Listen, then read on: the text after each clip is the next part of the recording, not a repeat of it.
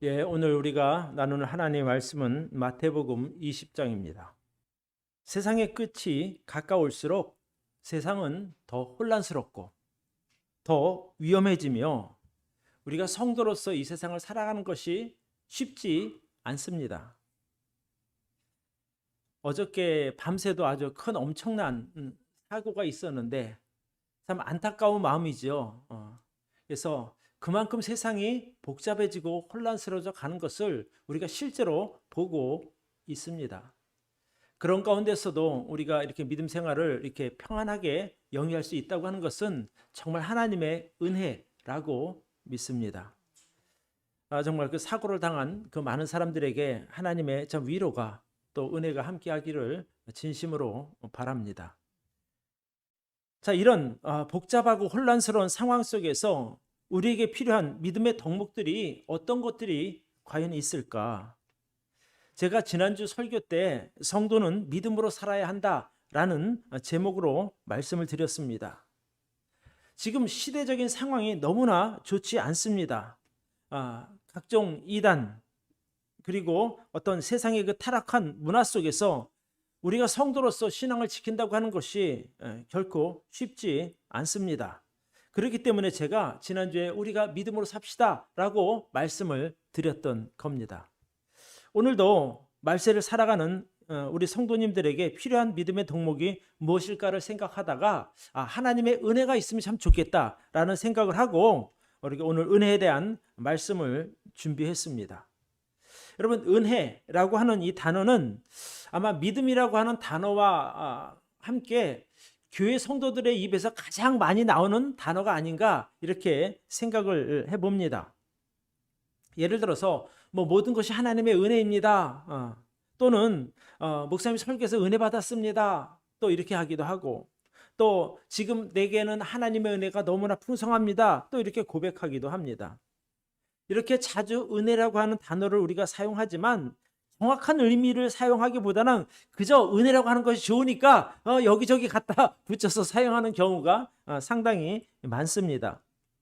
그래서 제가 그 브리테니커 사전에서 은혜라고 하는 단어를 한번 찾아보았습니다.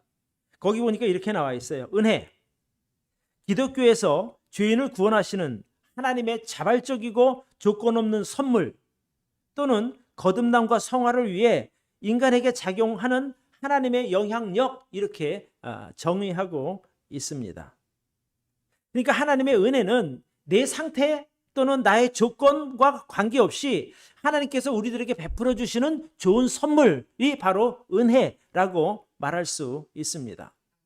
우리가 죄인들이 어떤 그 하나님께 구원받을 때도 조건 없는 완벽한 죄 용서와 또 그들에게 베풀어지는 하나님의 사랑도 은혜라고 할 수 있는 것이고, 우리가 이 험악한 세상을 살아갈 때 우리에게 임하는 하나님의 은혜 덕분에 우리가 안전하게 그리고 건강하게 그리고 정말 늘 하나님의 보호하심을 받는 것도 은혜라고 저는 믿습니다. 그러니까 저나 여러분이나 우리 모두는 하나님의 은혜 안에서 복음 듣고 하나님의 자녀로 거듭나서 영생을 얻은 사람들 아닙니까? 그렇죠? 그래서 성경 에베소서에 보면 이렇게 기록하고 있어요. 우리 에베소서 말씀 잠깐 띄워주시기를 바랍니다. 같이 한번 큰 소리로 읽어봅시다. 시작. 너희가 그 은혜를 인하여 믿음으로 말미암아 구원을 얻었나니 이것이 너희에게서 난 것이 아니요 하나님의 선물이라. 행위에서 난 것이 아니니 이는 누구든지 자랑치 못하게 함이니라. 이렇게 말씀하고 있어요. 그러니까 우리가 구원받은 것이 내가 잘나서 내가 열심히 믿었더니 되는 것이 아니라 그저 하나님의 은혜 때문에 우리가 구원받았다라고 성경은 분명하게 기록하고 있습니다.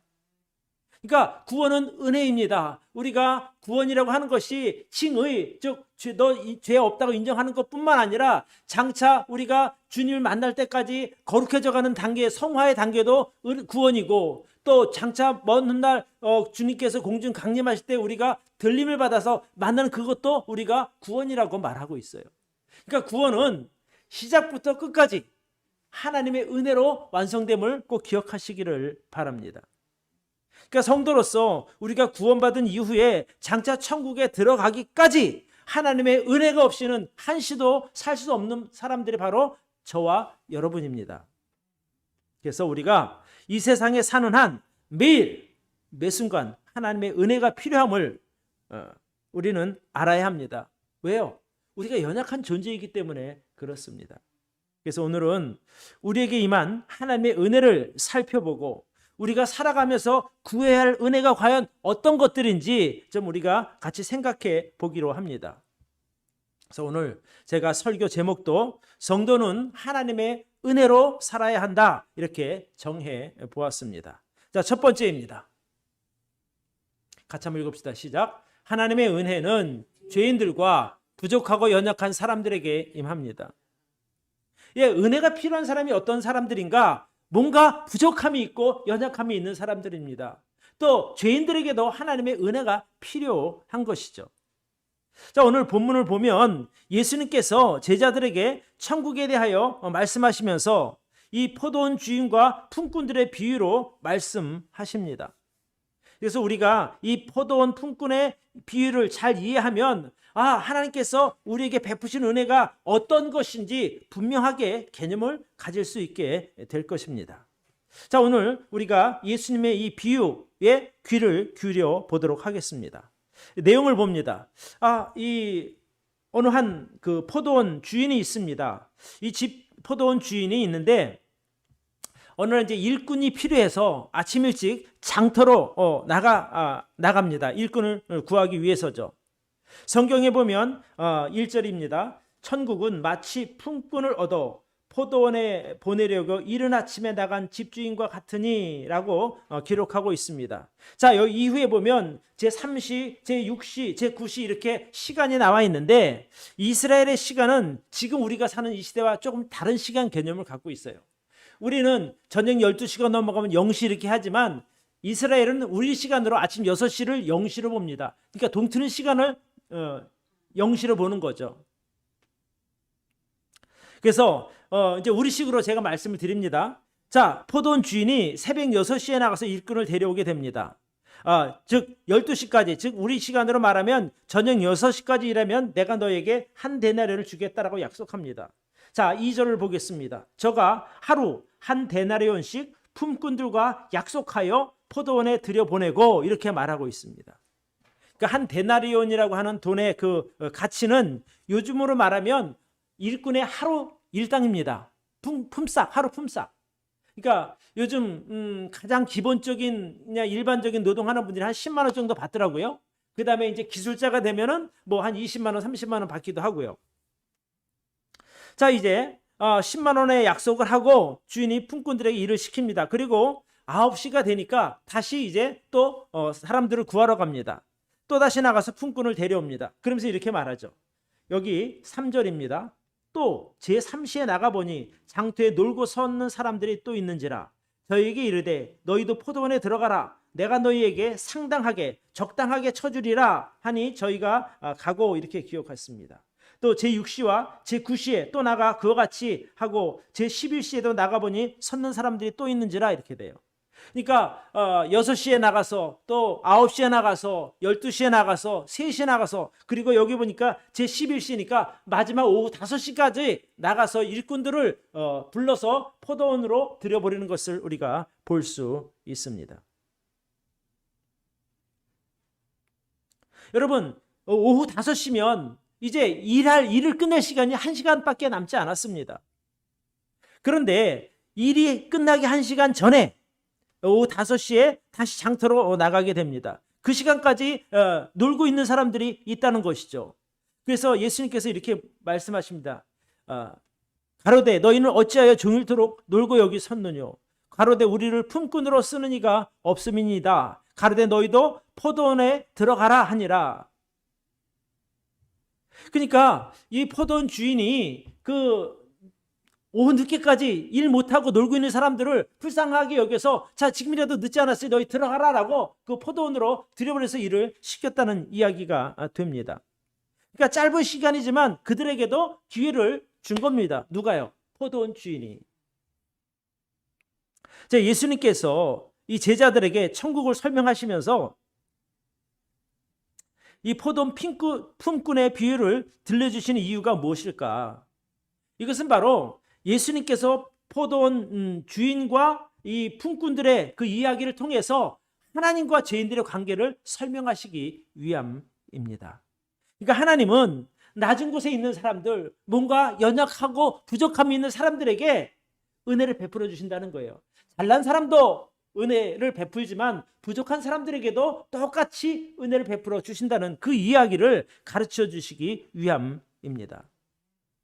여러분, 우리가 천국에 들어갈 때 잘나고 능력이 있는 사람들만 하나님께 인정받고 들어가는 것은 아니지 않습니까? 그렇죠? 그러니까 능력 있는 사람만 들어가는 곳이 천국이 아니라 부족한 사람도 들어갈 수 있는 곳이 바로 천국입니다. 그래서 우리가 천국에 들어가려면 어떤 자격증이나 또는 유력한 사람들의 도움을 받아서 들어갈 수 있는 것만은 아니라는 거죠. 천국은 순전히 하나님의 은혜로 들어가는 거예요. 내가 똑똑하고 잘나서 돈이 있고 그래서 들어가는 것이 아니라 은혜 없이는 들어갈 수 없는 그곳이 바로 하나님의 나라 천국입니다. 그렇기 때문에 하나님은 누구에게나 동등한 기회를 보장하십니다. 동등한 기회를 주시는 거예요. 잘난 사람에게도 기회를 주시고 또 세상에서 부족하다고 여기는 사람들에게도 천국에 들어갈 기회를 똑같이 주시는 거예요. 그 사람이 믿음으로 받아들이느냐 믿음으로 받아들이지 않느냐에 따라 달라지기는 하지만 말입니다. 여러분, 여기 보면 처음에 포도원 주인이 아침 일찍 가서 들여보낸 품꾼들을 우리가 생각을 한번 해보십시오.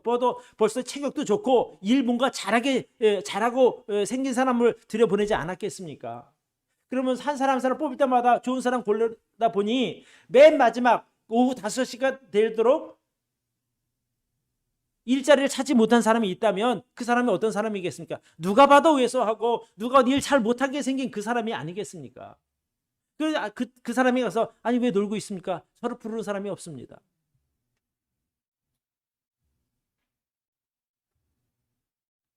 그러나 우리가 잘 생각해 보시면 처음에 들어간 사람이든지 맨 마지막에 5시에 들어간 사람이든지 사실은 제일 중요한 것은 포도원 주인이 들어가라고 말해야 들어가는 거예요. 내가 기술 좋다고 들어가는 것이 아니라 주인이 당신 들어가시오 하니까 들어간 거지 기술이 좋아서 체격이 좋아서 들어간 것은 아니라는 말씀입니다. 그러니까 처음에는 능력 위주로 뽑은 것 같았지만 나중에 알고 보니까 연약하거나 부족한 사람들에게도 특별한 배려가 있는 그것이 바로 하나님의 은혜 아니겠습니까?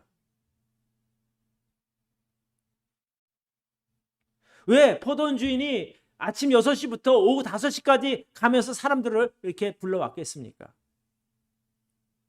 그것은 비유로 말한다면 하나님께서 이 세상에 있는 죄인들을 구원하시는데 끝까지 한 사람이라도 구원하시려고 하는 하나님의 그 사랑, 하나님의 은혜를 간접적으로 이렇게 표현하시는 겁니다. 그러니까 포도원 집주인은 바로 하나님을 예표하는 것이고 또 이 품꾼들은 세상에 있는 이 죄인들을 예표하는 것이죠. 예수님께서는 이 포도원 주인과 부족하고 연약한 사람들의 비유를 통해서 하나님이 세상에 있는 죄인들을 얼마나 불쌍하게 여기시고 마지막까지 그들을 천국으로 인도하시기 위해서 얼마나 노력하는지를 간접적으로 보여주시는 겁니다. 여러분, 세상에서는 똑똑하고 잘난 사람들을 선호하죠. 그리고 남보다 조건이 나쁘거나 어려운 환경에 처한 사람들은 사실은 거들떠보지도 않습니다. 누가 시선을 조차 주지 않거든요. 그러나 하나님께서는 잘났든지 못났든지 또 능력이 부족하든지 아니면 연약한 약점이 있든지 태생적으로 내가 어떤 부족함이 있다 하더라도 그런 사람들까지 챙겨주시니 그것이 바로 하나님의 놀라운 은혜라고 말씀을 드립니다. 여러분, 세상에서는 내가 어떤 환경에서 태어났는가가 정말 중요한 거예요. 재벌 자식으로 태어나면 끝까지 재벌 행세하면서 사는 것이고 가난하고 못난 사람 가정에 태어나면 시작부터 고생할 수밖에 없는 것 아니겠습니까? 때로 자신의 그 잘못된 선택 때문에 상처받고 고생하기도 하지만 어쨌든 세상에 나가면 은혜는 없습니다. 잘난 사람은 대접받고 못난 사람 무시당하는 것이 그런 세상의 순리요 이치라고 말할 수 있습니다. 그런데 세상에선 그렇지만 우리가 하나님의 은혜 안으로 들으면 모든 사람이 다 똑같아집니다. 오늘 여기 본문에 보면 나중에도 말씀드리지만 결국에 아침부터 들어와서 열심히 일한 사람이나 마지막에 겨우 턱걸이 들어와서 일한 사람이나 받는 품삯은 똑같은 거예요.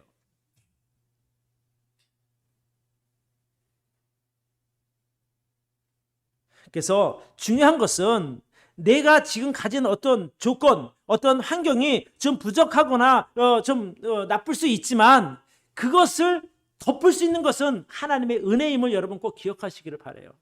내가 좀 남들이 볼 때 좀 부족해. 그래도 내가 은혜 안에 들어가면은 그 부족함이 채워져서 완벽하게 될 수 있다는 말씀입니다. 여러분 실제로 예수님께서 이 땅에 오셔서요 부자들을 찾아가지 않으셨거든요. 이 세상에 오신 목적이 죄인들을 구원하러 오셨으니까 그 부족한 죄인들, 연약한 사람들을 위해서 오셨기 때문에 먼저 가난한 사람들, 병든 사람들, 과부, 고아를 찾아가신 것 아니겠습니까? 그러니까 어찌 보면 잘난 사람이야 자기 잘난 맛의 세상을 살아가지만 부족한 사람들, 그 낙심하고 정말 그 연약해서 그 낙담하며 살아가는 사람들에게 하나님의 은혜가 부어지게 된 것입니다. 그래서 만약에 여러분이 스스로 생각하기에 나는 남보다 환경이 좀 나빠, 조건이 나빠 이렇게 어떤 나중이 있다고 생각하신다면 하나님의 은혜 안으로 들어가시기를 바라요. 그리고 내가 내 위치가 구원받은 성도니까 나는 하나님의 은혜 안에 있다고 하는 것을 꼭 기억하시기를 바랍니다. 그러면 우리가 당당할 수 있는 거예요. 그래 내가 태생은 좀 부족하게 태어날 수 있어도 내가 가진 조건 좀 나쁘다고 말할 수 있지만 그러나 내게는 하나님의 은혜가 함께하니 나는 괜찮다라고 말할 수 있는 것이죠. 여러분이 하나님의 은혜 안에 들어갈 때 하나님께서 여러분들을 배려하시고 회복시키시고 가장 좋은 것으로 그 부족한 것들을 채워주실 줄로 믿습니다. 자, 두 번째 같이 한번 해봅시다. 시작. 하나님이 베푸신 은혜를 깨닫는 사람은 더 풍성한 은혜를 누리게 됩니다. 여러분 우리가 다 같은 조건을 갖고 있어요. 다 하나님의 은혜 안에 있지 않습니까? 그런데 내가 더 풍성한 은혜를 누릴 수 있는 비결은 뭐냐면 하나님께서 베푸신 은혜를 깨달아 알으라는 거예요. 깨닫고 알아야 감사함도 넘치는 거예요. 어느 부잣집에 여러 아들이 있어요. 여러 자녀가 있는데 그 중에서 어떤 사람은 자기 아버지가 가지고 있는 그것들을 마음껏 누리는 사람이 있는가 하면 그거 전혀 누리지 못하는 사람도 있거든요. 그것이 뭐냐면 아는 것의 차이예요. 내게 주어진 어떤 그런 은혜의 그 범위를 내가 알고 있다면 그 안에서 마음껏 누릴 수 있는 것 아니겠습니까? 그러니까 우리가 하나님의 베푸신 은혜를 더 풍성하게 누리려면 하나님의 은혜를 감사함으로 받을 수 있기를 바랍니다. 감사로 받는다고 하는 것은 내게 임한 은혜가 얼마나 큰가를 아는 거예요. 그러니 감사하게 되는 것 아니겠습니까?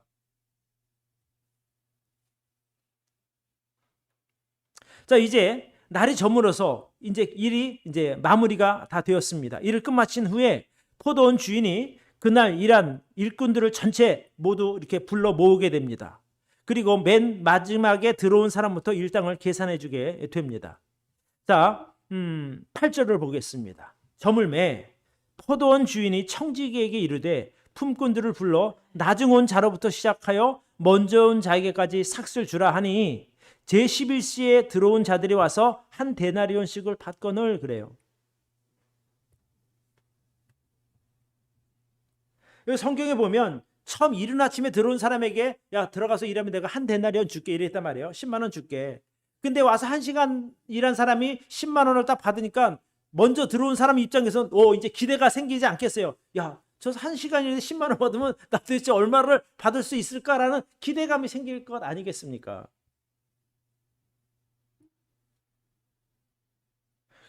그래서 적어도 20만 원은 주겠지 또는 뭐 100만 원은 주겠지 생각할 수 있었을 텐데 이제 포도원이 이제 자기 이름을 부르는 거예요. 누구 와 그랬더니 얼마나 냉큼 뛰어나갔겠죠.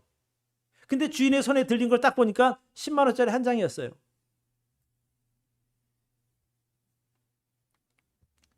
그때 그 사람이 생각하기를 주인이 뭐 착각을 했나? 내가 한시간 일하는 사람으로 보이나? 이렇게 착각을 할 수도 있는 것이거든요.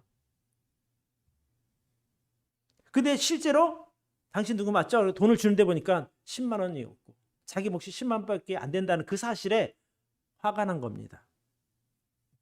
자, 10절을 보시기 바랍니다. 먼저 온 자들이 와서 더 받을 줄 알았더니 저희도 한 데나리온씩 받은지라. 받은 후 집주인을 원망하여 가로되 나중은 이 사람들은 1시간만 일하였거늘 저희를 종일 수고와 더위를 견딘 우리와 같게 하였나이다. 이렇게 돼요. 아니 나중에 와서 1시간 일한 사람과 종일 더위와 수고를 견딘 우리랑 어떻게 똑같이 취급합니까? 이런 불만이죠. 아니 1시간 일한 사람에게 10만 원을 주셨으면 우리에게 최소한 20만 원 주셔야 이게 맞는 것 아닙니까? 라고 따지는 것이죠. 그때 주인이 이렇게 대답합니다. 13절 주인이 그 중에 한 사람에게 대답하여 가로되 친구여 내가 네게 잘못한 것이 없노라. 네가 나와 한 데나리온의 약속을 하지 아니하였느냐? 내 것이나 가지고 가라. 나중은 이 사람에게 너와 같이 주는 것은 내 뜻이니라 그래요. 주인 마음이죠.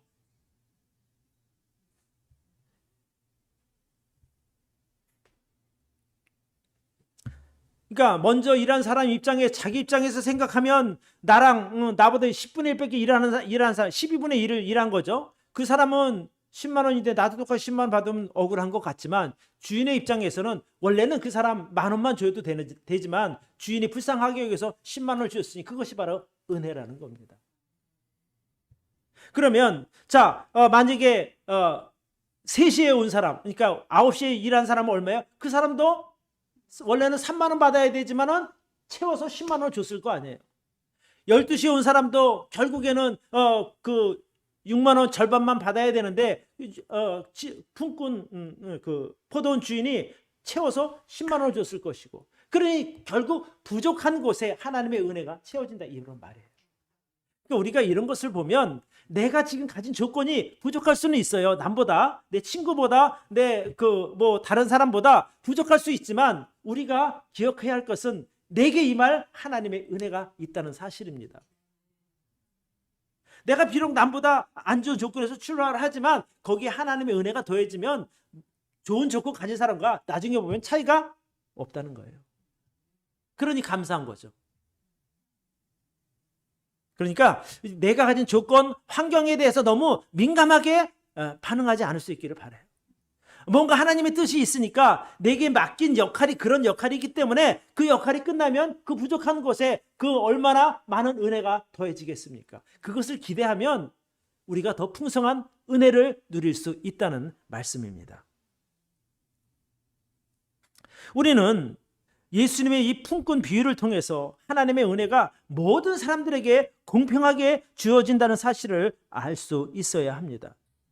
하나님께서 어떤 특별한 사람을 정말 편애해서 너는 내가 특별히 아끼니까 더 많은 것을 줄게 이런 하나님은 아니라는 거예요.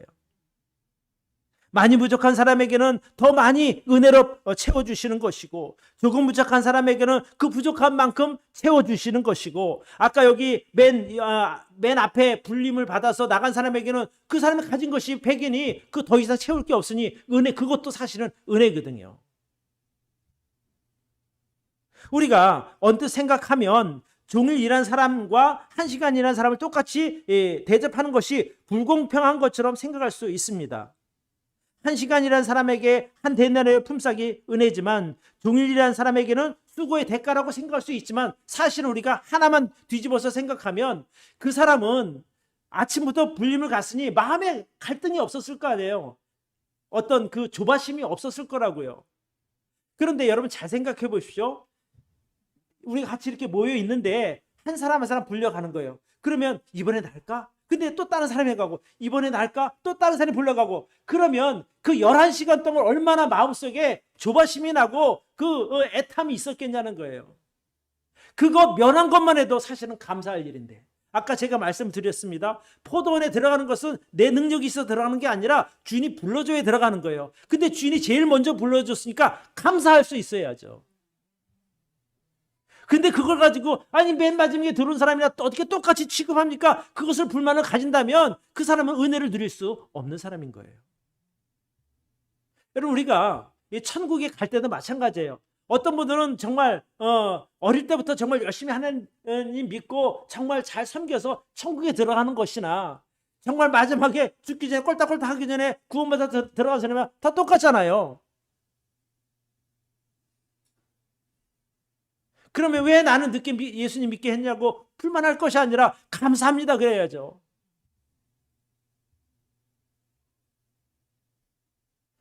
그러니까 우리가 사람들 생각할 때는 너도 50, 너도 50, 너도 이게 공평한 거로 생각하는데 하나님의 셈법은 그게 아닌 거예요. 그 사람의 형편을 보고 네가 90이 필요하냐? 그럼 90을 더 해주는 거고 넌 10만 필요해도 충분하지? 10 주는 것이고 또 제로 하나도 없는 사람에게 그래 내가 100%더 100을 더 주겠다. 그래서 채워주시는 거예요. 그게 은혜예요. 은혜. 하나님의 은혜. 하나님의 셈법. 그러니까 내가 지금 어떠한가는 중요한 것이 아닌 거예요. 지금 우리는 과정 중이잖아요. 그러니까 예를 들어서 자 여기 아침 일찍 첫 시간에 들어간 사람과 만약에 12시에 들어간 사람과 3시에 들어간 사람과 5시에 들어간 사람 중간의 과정은 어쩌면 크게 차이 나는 것처럼 보일 수 있어요. 그런데 나중에 계산할 때 보니까 다 똑같다는 거예요. 감사하죠.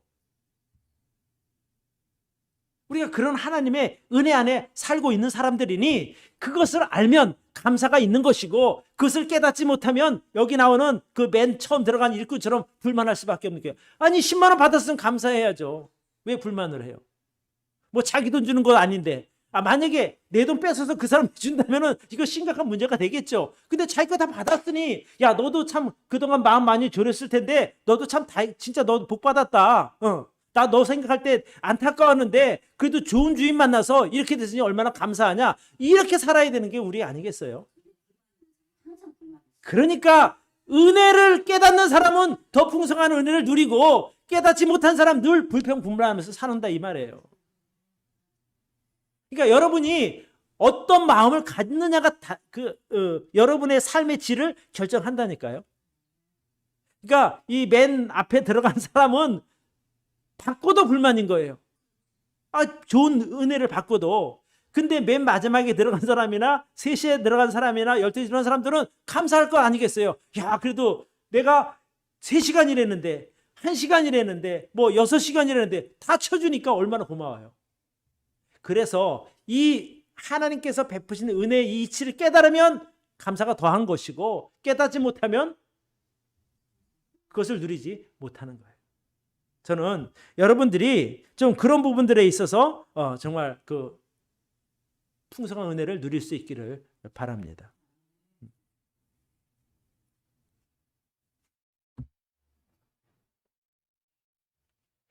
그러니까 우리가 정말 깨달아야 할 것은 내가 아는 만큼, 내가 깨닫는 만큼 은혜가 더 커짐을 꼭 기억할 수 있기를 바랍니다. 사실 우리가 어찌 보면 지금 여기 나오는 사람들 중에 11시에 부름받은 사람. 그렇지 않았겠어요? 사실 우리가 막 차 탄 거나 마찬가지란 말이에요. 원래 우리는 그렇게 하나님 은혜 받게 있던 사람들인데 예수 그리스도를 통해서 하나님께서 우리를 불러주신 것 아니겠어요? 그냥 이대로 갔으면 그냥 지옥으로 가야 할 사람들인데 그래도 하나님께서 여기 포도원 주인이 나가서 찾은 것처럼 12시에도 나가고 3시에도 나가고 5시까지 나가서 우리가 겨우 구원 받은 것이니 얼마나 감사하냐 이거예요. 그럼에도 하나님 나 이거 왜 안 해주십니까? 라고 불만 가지면 그냥 평생 불만 갖고 사는 거예요. 아마 그러면 예수님 만나서도 예수님 어떻게 나한테 이럴 수 있습니까? 아마 이렇게 할 수 있지 않을까. 그냥 저 같은 사람도 구원해 주셔서 너무너무 감사합니다. 너 정말 그 주님 앞에 설 때 아무 공로 없는데 그래도 나를 불쌍하게 여기시고 은혜 베풀어 주셔서 구원해 주시니 정말 감사합니다. 이렇게 해야 되는데 나 왜 이렇게 세상에서 고생시켰어요? 나를 왜 그렇게 못나게 만들어서 이렇게 실컷 고생하게 만드셨어요? 그렇게 따질 수 있다니까요. 얼마나 어리석은 거예요. 그러니까 내가 지금 가진 조건, 지금부터 마찬가지거든요. 내가 가진 조건이 얼마나 좋냐 이거 의미가 없고 내가 지금 하나님의 은혜 안에 있는가가 중요한 거예요. 그러니까 구원받은 사람은 하나님의 은혜 안에 있는 것이고 또 그중에서 내가 어떤 그 은혜의 이치를 깨닫고 내가 받은 은혜가 얼마나 큰가를 깨닫게 되면 감사로 나아가게 되는 겁니다. 남의 자식들은 잘 되는 것 같은데 우리 자식은 이렇게 못났을까? 이렇게 불만 가질 필요도 없어요. 그거 과정이니까. 남의 집 남편은 잘생겼는데 우리 남편은 못생긴 것 같다. 그것도 별 불만 가질 필요 없어요. 아니 그것보다 중요한 것은 지금은 과정이니까 그 과정에 내가 어떻게 해서든지 믿음 안에 버티게 되면 은혜 안에 머물게 되면 거기에 하나님의 은혜가 더해지니까 우리가 그걸 기대하자 이 말씀이에요. 그러니까 같은 조건이라도 어떤 사람은 늘 감사함으로 신앙생활을 하고 같은 조건이지만 어떤 사람은 늘 불만으로 생활하는 사람이 있다니까요. 분명히. 그게 나는 여러분들이 그런 같은 조건이지만 감사함으로 더 풍성한 은혜를 누릴 수 있기를 바란다 이 말씀이에요. 좀 이렇게 살면 좋겠다. 무슨 말씀인지 알겠죠?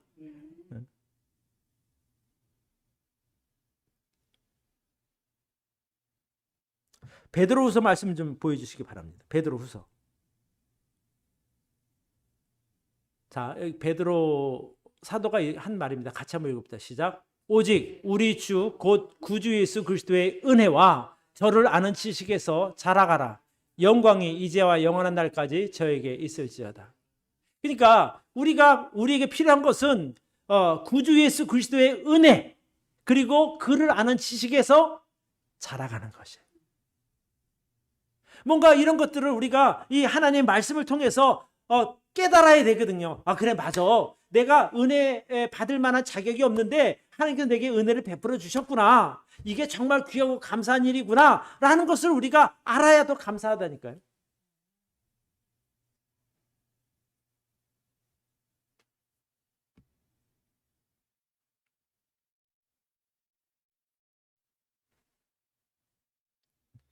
맨 앞에 들어간 품꾼이나 또 맨 마지막에 들어간 품꾼이나 사실은 결과는 같아요. 그런데 느낌이 다른 거예요. 마지막에 들어간 사람에게는 은혜가 크게 느껴졌을 것이고 먼저 들어간 사람은 뭔가 있지만 불만이 느껴졌단 말이에요. 그러니까 왜 그런 말씀 있잖아요. 죄가 깊은 곳에 은혜가 더한다.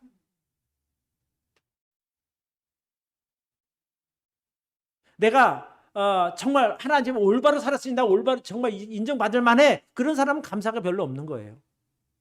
그러나 내가 정말 용서받을 수 없는 그런 죄인인데 정말 하나님의 은혜로 내 용서받고 구원받았으니 얼마나 감사한가. 그렇게 생각하면요. 감사 못할 일이 없는 거거든요.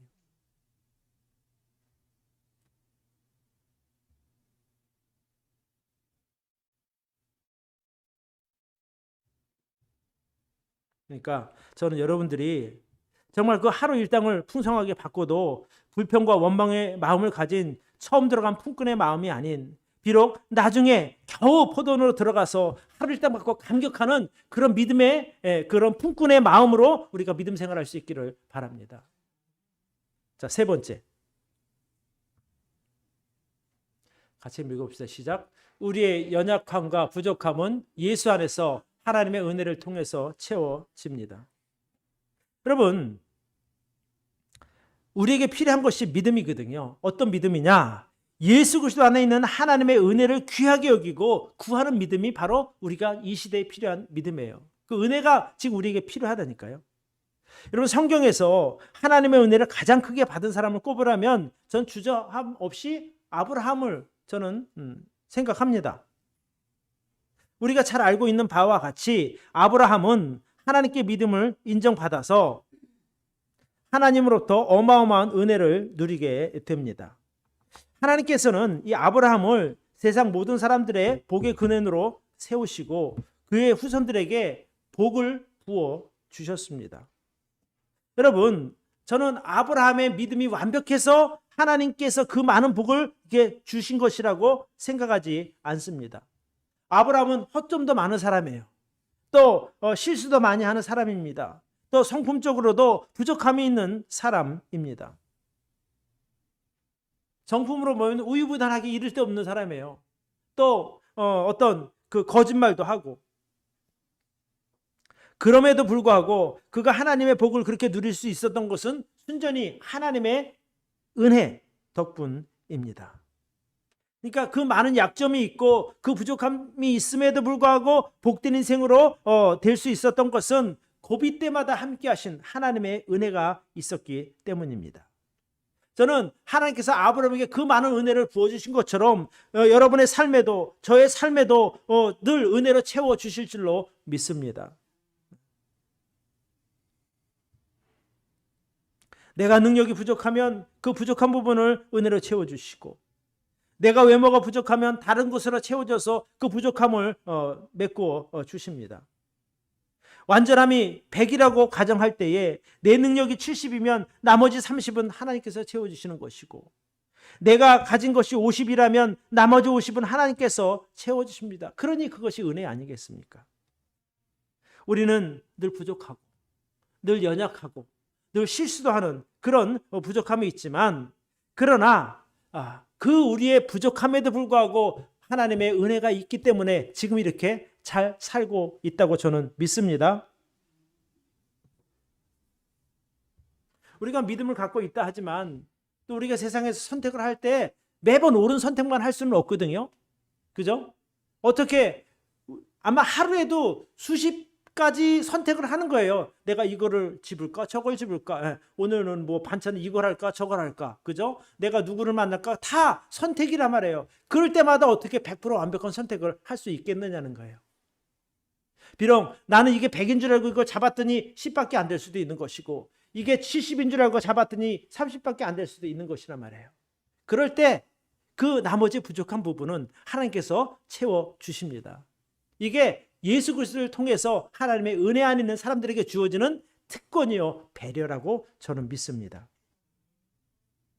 때로 우리가 정말 잘못 선택할 수 있고 내게 정말 아주 그냥 결정적인 부족함이 있을 때라도 여러분 염려하시기를 말기를 바랍니다.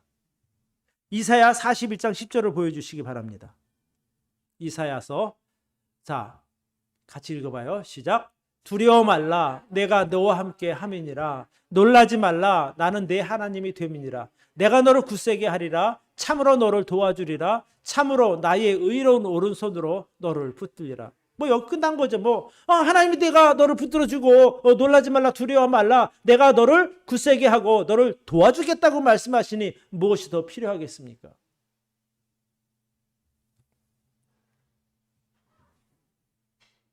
이 은혜를 어떻게 누리는가? 성경은 우리가 은혜를 누리려면 믿음으로 움직이라 이렇게 말하고 있어요. 갈라디아서 말씀에 보면, 갈라디아서 말씀 좀 띄워주시기 바라요. 같이 읽읍시다. 시작. 믿음으로 말미암은 자들은 아브라함의 아들인 줄 알지어다. 그러므로 믿음으로 말미암은 자는 믿음이 있는 아브라함과 함께 복을 받느니라. 여러분, 아까 제가 아브라함 복 많이 받은 사람이라 그랬잖아요. 우리도 그 복 받을 수 있다니까요. 어떻게? 믿음으로. 이 믿음은 예수 그리스도를 통해서 우리에게 주어집니다. 하나님 앞에 자기 죄를 회개하고 예수 그리스도를 구세주로 영접할 때 우리는 아브라함의 복을 같이 누리는 복을 얻게 됩니다. 그러니까 하나님의 은혜는 오직 예수 그리스도를 통해서만 누릴 수 있습니다. 머리가 좋아서 가능한 것도 아니요, 돈이 많아서 가능한 것도 아니요, 뛰어난 미모를 갖고도 누릴 수 없는 것이 바로 하나님의 은혜임을 기억하십시오. 저는 우리 향기나무 성서 침례교회 성도님들이 예수 그리스도 안에서 하나님의 은혜를 마음껏 누리는 그 풍성한 은혜를 누리는 복된 믿음의 삶을 살 수 있기를 바랍니다. 그게 우리가 누릴 수 있는 가장 큰 복인 거예요. 모든 부족함을 채우고도 남는 그 은혜. 나의 그 연약함, 나의 치명적인 약점까지 덮고도 남는 그 은혜, 그것이 바로 예수 그리스도를 통해서 옴을 꼭 기억하시고 하나님 앞에 당당하게 은혜를 구하며 사는 저와 여러분들이 되기를 바랍니다. 기도하겠습니다.